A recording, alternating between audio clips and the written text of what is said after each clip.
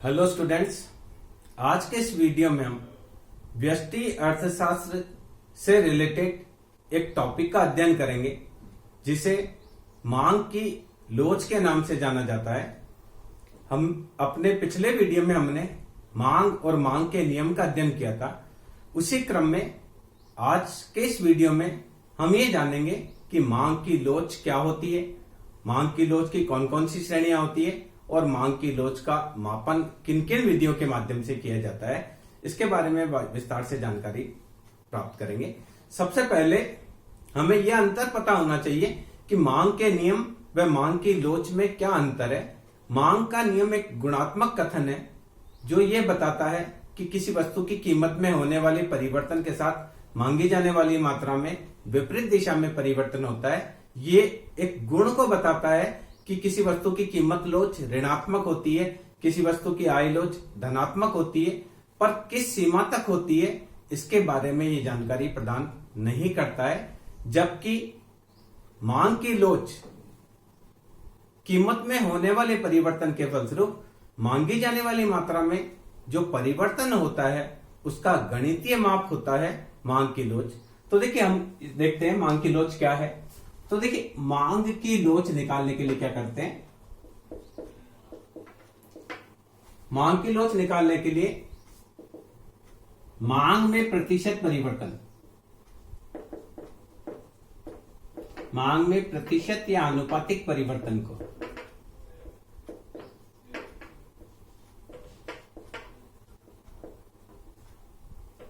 कीमत में प्रतिशत या आनुपातिक परिवर्तन से विभाजित किया जाता है।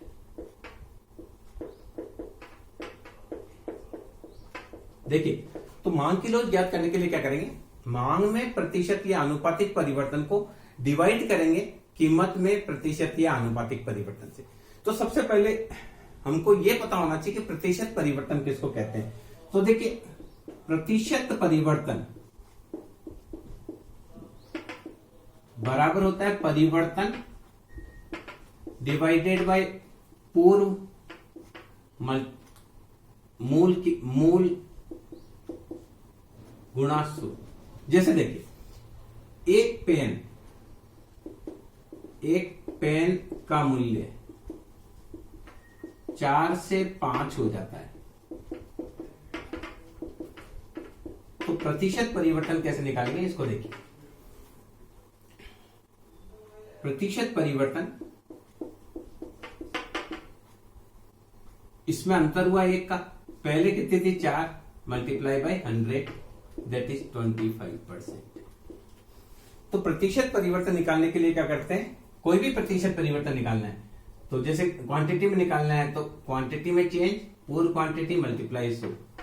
कीमत में आपको प्रतिशत परिवर्तन निकालना है तो कीमत में परिवर्तन पूर्व कीमत मल्टीप्लाई बाय 100। इस प्रकार से प्रतिशत परिवर्तन निकाला जाता है। तो देखिए, मांग की लोच निकालने के लिए हम प्रतिशत परिवर्तन किस प्रकार से निकालेंगे इसको सीखेंगे। मांग की लोच मैंने ईडी से शो किया। मांग में प्रतिशत परिवर्तन, मांग में प्रतिशत परिवर्तन यानी मांग में परिवर्तन बटा पूर्व मांग गुणा 100। क्या करेंगे, डेल्टा क्यू बराबर मांग में परिवर्तन।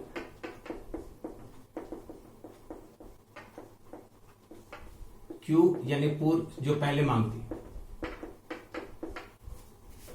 कीमत में प्रतिशत परिवर्तन डेल्टा पी बटे पी गुणा 100 यानी कीमत में परिवर्तन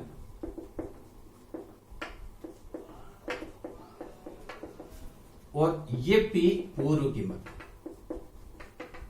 तो ये आएगा, देखिए, मांग में प्रतिशत या आनुपातिक परिवर्तन डिवाइडेड बाय कीमत में प्रतिशत या आनुपातिक परिवर्तन।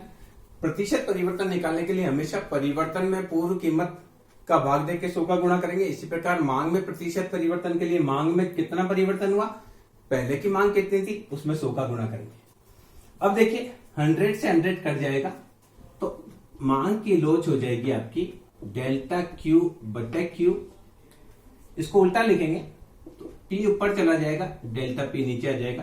तो यहां मांग की लोच का आप सूत्र लिख सकते हैं, डेल्टा क्यू बटे डेल्टा पी गुणा पी बटे क्यू। या इसको यूं भी ले सकते हैं, पी क्यू को आप आगे लिख दें, डेल्टा क्यू बटे डेल्टा पी को पीछे लिख दें, एक ही बात है। तो ये मांग की लोच का सूत्र है। तो मांग की लोच निकालने के लिए क्या करना पड़ता है, मांग में प्रतिशत या आनुपातिक परिवर्तन में कीमत में प्रतिशत व आनुपातिक परिवर्तन को भाग देना पड़ता है। इस प्रकार से मांग की लोच निकलती है। अब देखिए, मांग की लोच के कई प्रकार से सवाल आ जाते हैं, तो उस सवाल को आप किस प्रकार से हल करेंगे ये भी आपको हल करना सिखाते हैं। मान लीजिए एक सवाल आ गया कि किसी वस्तु की कीमत 10% घटने पर मांग 7 से 10 हो जाती है। मांग की लोच निकालिए।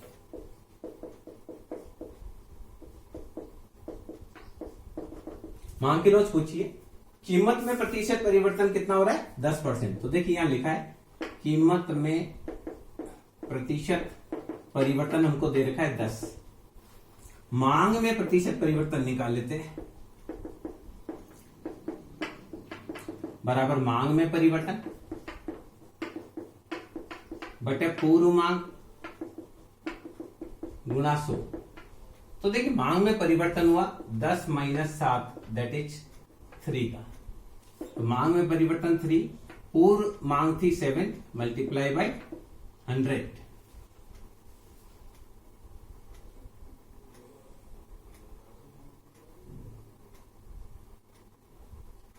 तो यहां देखिए क्या हो जाएगा, 10 मांग, देखिए किसी वस्तु की कीमत में 10% घटने पर मांग 10 से 14 हो जाती है, ऐसा लिख देते इसको, 10 से 14। ये आपकी किताब का कर दिया मैंने, नया अपना नहीं बनाना है।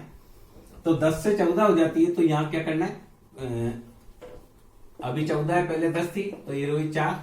तो 4/10 मल्टीप्लाई बाय 100 दैट इज 40%। तो देखिए मांग की लोच, मांग की लोच के लिए मांग में प्रतिशत परिवर्तन में कीमत में प्रतिशत परिवर्तन का भाग दिया जाता है।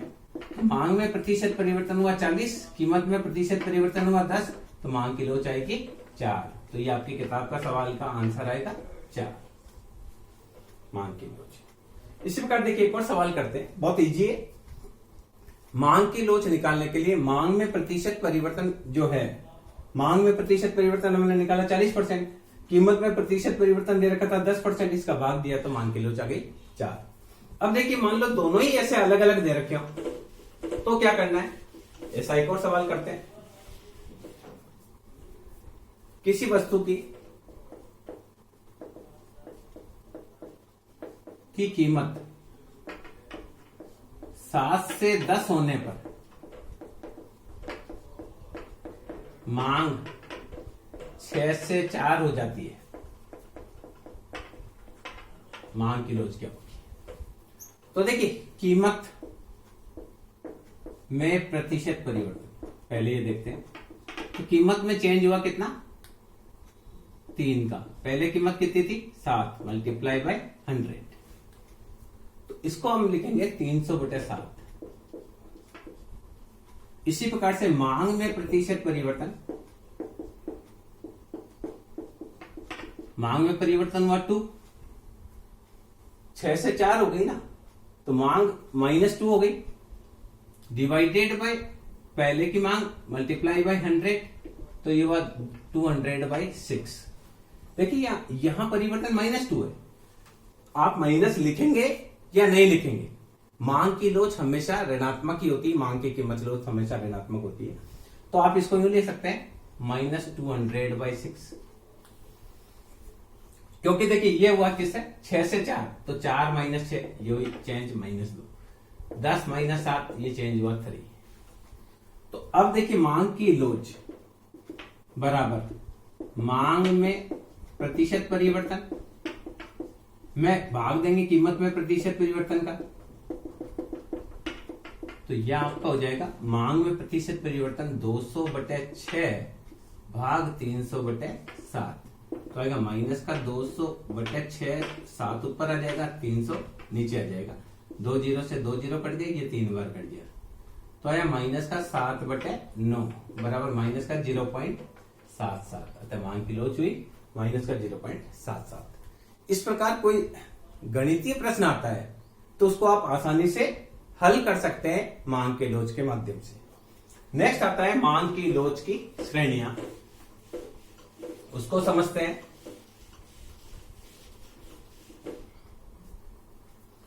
मांग की लोच की श्रेणियां, ये 5 प्रकार की श्रेणियां होती हैं, अभी इसका डिस्कस करेंगे। देखिए, कीमत में प्रतिशत परिवर्तन से मांगी जाने वाली मात्रा में जो परिवर्तन होता है उसके माप को मांग की लोच कहते हैं। अब मांग की लोच अलग अलग हो सकती है, मांग की लोच हमेशा 0 से अनंत तक हो सकती है।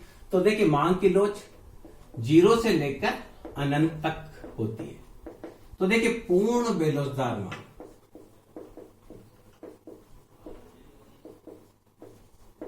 जब कीमत में कोई परिवर्तन ही नहीं हो, जब कीमत में बहुत ज्यादा परिवर्तन हो जाए तो भी मांग में कोई परिवर्तन नहीं हो, तो ऐसी मांग की लोच को हम बोलेंगे पूर्ण बेलोचदार मांग। ईडी, कीमत में मान लो 20% परिवर्तन हुआ, मांग में कोई परिवर्तन ही नहीं हुआ, 0%। बहुत सारी ऐसी वस्तुएं हैं जिनकी कीमत में बहुत ज्यादा कम होने पर भी या बहुत ज्यादा बढ़ जाने पर भी मांगी जाने वाली मात्रा में परिवर्तन नहीं होता है। जैसे नमक 20 रुपए किलो है तो ही 1 किलो खरीदेंगे, 10 रुपए किलो हो जाएगा तो भी 1 किलो ही खरीदेंगे, और 5 रुपए किलो हो जाएगा तो भी 1 किलो ही खरीदेंगे। नमक की मांग, कीमत कम होने से नमक की मांग नहीं बढ़ती है, कीमत के बढ़ने से नमक की मांग घटती नहीं है। तो हम कहेंगे कि हमारे लिए नमक की मांग पूर्ण बेलोचदार है। तो जब इस प्रकार की लोच हो जहां कीमत में परिवर्तन का मांगी जाने वाली मात्रा में कोई भी परिवर्तन नहीं होता हो, तो हम बोलेंगे मांग की लोच पूर्ण बेलोचदार है। कि इसका मतलब इसमें कोई इलास्टिसिटी नहीं है, थोड़ा सा भी चेंज इसमें नहीं होता है। तो देखिए, यहां हम इसको चित्र बनाएंगे तो यहां देखेंगे कि कीमत में परिवर्तन हो रहा है पर मांग में कोई भी परिवर्तन नहीं हो रहा है। कीमत P1 है तो भी मांग Q1 ही है, और कीमत बढ़कर P2 हो गई तो भी मांग Q1 ही है। इसका मतलब मांग की लोच पूर्ण बेलोचदार है। मांग की लोच यहाँ क्या होगी? 0, यानी इसके अंदर कोई इलास्टिसिटी है ही नहीं।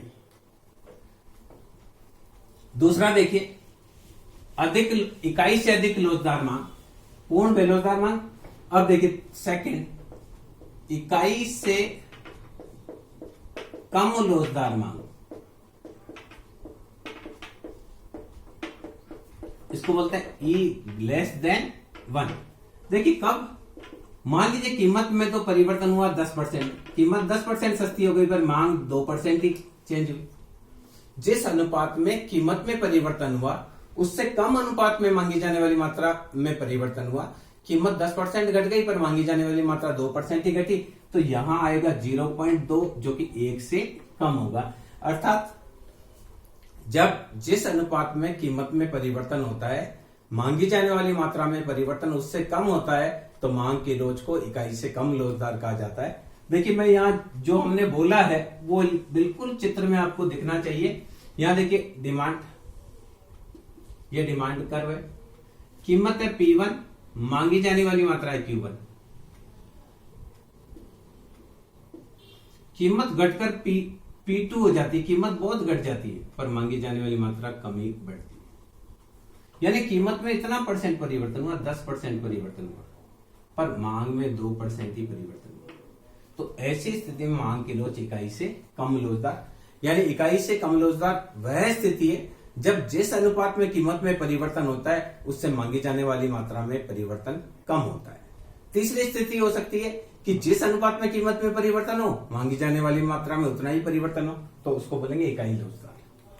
थर्ड देखिए मांग की लोच, ये आपको समझ में आ गया होगा। थर्ड मांग की लोच देखिए, जो भी हम बोल रहे हैं वो चित्र में साफ दिखेगा आपको। थर्ड जो दिख रहा है, थर्ड है इकाई लोचदार, यानी जिस अनुपात में कीमत में परिवर्तन होता है, मांगी जाने वाली मात्रा में बराबर परिवर्तन होता है, तो मांग की लोच इकाई के बराबर होगी। कहने का तात्पर्य, अगर मान लीजिए कीमत में 10% परिवर्तन होता है तो मांगी जाने वाली मात्रा में भी 10% परिवर्तन होता है, तो मांग की लोच इकाई के बराबर होगी। यानी जब जिस अनुपात में कीमत में परिवर्तन होता है बिल्कुल उसी अनुपात में मांगी जाने वाली मात्रा में परिवर्तन होता है, तो ऐसी स्थिति में जो मांग की लोच है वो इकाई के बराबर होती है। तो इकाई के बराबर होगी तो मांग की लोच को किस प्रकार से शो किया जाएगा, इसको आप समझिए। यहां देखिए 45 पर ये बनेगा। ये देखिए जितना मैं कीमत में परिवर्तन कर रहा हूं, पहले मेरी कीमत है P1, मांगी जाने वाली मात्रा है Q1, कीमत P2, कीमत घटी मांग बढ़ी। देखिए ये कीमत पहले P2 थी तो मांग Q1 थी, P1 हुई, कीमत घटी मांग बढ़ी। अब देखिए ये दूरी और ये दूरी बराबर है, ये भी 10% है, ये भी 10% है, यानी P1 P2 बराबर है Q1 Q2 के। तो हम बोलेंगे कि मांग की लोच क्या है, इकाई के बराबर है। तो यहां देखिए इकाई के बराबर है, तो ये दोनों दूरियां भी आपको बराबर दिखनी चाहिए। ये जो दूरियां हैं, दोनों दूरियां आपको एक्यूरेट दिखेगी। ये देखिए जितना ही अंतर है सेम उतना ही अंतर ये है, तो हम बोलेंगे मांग की लोच इकाई के बराबर है। इसके अलावा ऐसा भी हो सकता है कि कीमत में कम परिवर्तन हो, मांग में बहुत ज्यादा परिवर्तन हो, तो उसको बोलेंगे इकाई से अधिक लोचदार। चौथी श्रेणी मांग की हम देखेंगे, इकाई से अधिक लोचदार।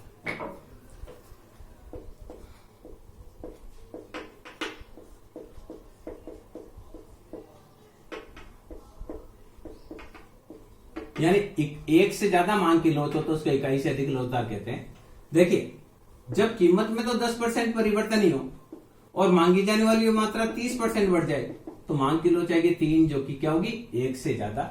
यानी जब जिस अनुपात में कीमत में परिवर्तन होता है, मांगी जाने वाली मात्रा में उससे अधिक मात्रा में परिवर्तन होता है, तो हम कहेंगे कि मांग की लोच इकाई से अधिक लोचदार है।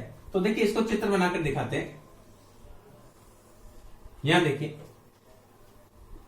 ये डिमांड कर, देखिए कीमत है P1, मांग है Q1, कीमत थोड़ी घटती है तो मांग देखिए कितनी बढ़ जाती है। कीमत में परिवर्तन कम है, इतना से ही परिवर्तन है कीमत में, मान लीजिए ये कीमत में परिवर्तन है 10% और मांग में परिवर्तन है 30%। इसका मतलब यहां Q1 Q2 ज्यादा आएगा P1 P2 से, तो यहां मांग की लोच होगी E ग्रेटर देन 1। ये इस स्थिति को हम कहते हैं कि मांग की लोच इकाई से अधिक है। एक और स्थिति ऐसी हो सकती है जब कीमत में कोई भी परिवर्तन न होने पर भी मांगे जाने वाली मात्रा में बहुत अधिक परिवर्तन हो जाए, तो इसको हम बोलेंगे इकाई पूर्ण लोचदार मांग।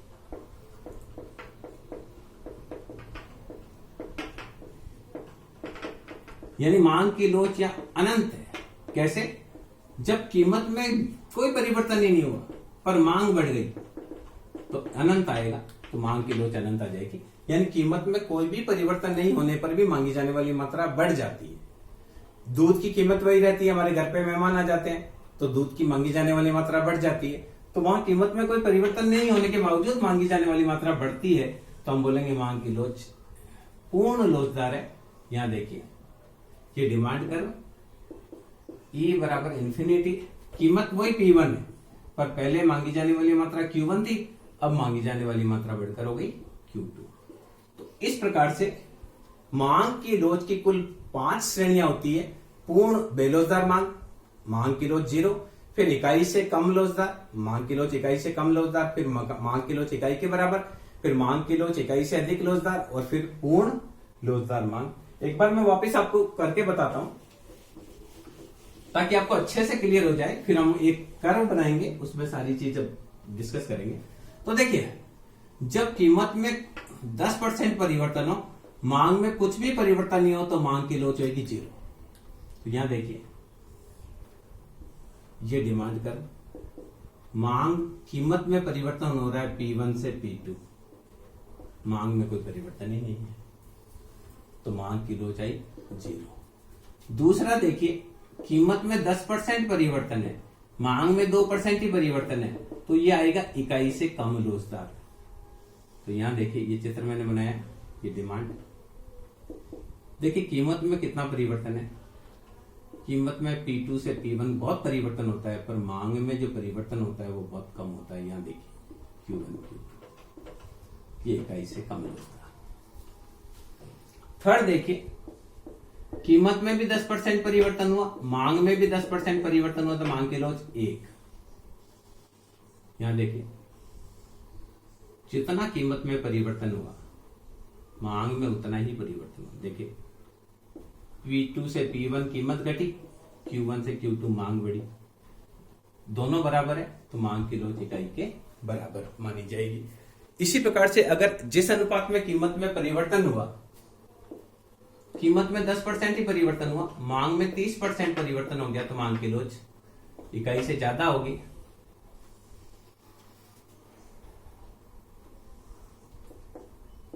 तो देखिए कीमत में थोड़ा सा परिवर्तन हुआ और मांग में बहुत ज्यादा परिवर्तन। Q1 से Q2 मांग बढ़ती है, कीमत आपकी P2 से P1, कीमत में कम परिवर्तन है, मांग में ज्यादा परिवर्तन है, मांग की लॉज इकाई से अधिक। इसी प्रकार से यहां देखिए कीमत में कोई परिवर्तन नहीं है, मांग 10% बढ़ जाती है, तो मांग की लॉज होगी अनंत। तो यहां ये लास्ट हमने बताया था डिमांड, कीमत वही है, मांगी जाने वाली मात्रा Q1 Q2।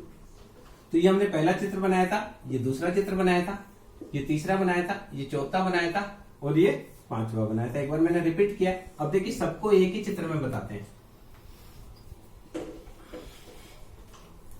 तो देखिए सभी को एक ही चित्र में दिखाते हैं। तो ये पूर्ण लोचदार मांग E बराबर अनंत, फिर E ग्रेटर देन 1, फिर ये थर्ड वाला बीचों बीच आता है E बराबर 1, फिर ये थोड़ा यूं E लेस देन 1 और ये आता है E बराबर 0। ये मांग की लॉज की सभी श्रेणियां हैं। ये पूर्ण लोचदार है, ये इकाई से अधिक लोचदार है, ये इकाई के बराबर लोचदार है, ये इकाई से कम लोचदार है और ये पूर्ण बेलोचदार मांग की लॉज है। तो इस वीडियो के माध्यम से आपने ये जाना कि मांग की लॉज किसे कहा जाता है, मांग की लॉज के गणितीय प्रश्नों को किस प्रकार से हल किया जाता है और मांग की लॉज की श्रेणियां कौन कौन सी होती है, इसके बारे में हम जानकारी प्राप्त करी। एक और मैं आपको गणित का सवाल करके बताता हूं, उसके बाद हम नेक्स्ट वीडियो में मांग की लॉज की को मापने के तरीकों के बारे में हम डिस्कस करेंगे। तो एक और सवाल, जैसे देखिए वस्तु की कीमत 10 से 8 होने पर मांग 20 से 30 हो जाती है। मान लो मांग की लॉज निकाली। तो देखिए कीमत में प्रतिशत परिवर्तन, तो 10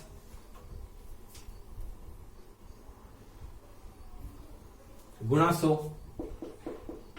तो यह आया आपका 20%। मांग में प्रतिशत परिवर्तन, तो देखिए परिवर्तन मांग में हुआ 10 का, पूर्व मांग थी 20 गुणा 100, तो यह आया 50%। तो मांग की लॉज हो जाएगी मांग में प्रतिशत परिवर्तन बटा कीमत में प्रतिशत परिवर्तन, तो 50 बटे 20 जैसे 2.5, यानी मांग की लॉज जो है वो इकाई से अधिक लोचदार है। यानी जिस अनुपात में कीमत में परिवर्तन होता है मांग में उससे ज्यादा 2.5 गुना ज्यादा परिवर्तन होता है। यानी कीमत में 1 रुपए का परिवर्तन होता है तो मांग में 2.5 गुना उससे ज्यादा बढ़ जाती है। तो इस प्रकार से मांग की लॉज की गणना की जाती है।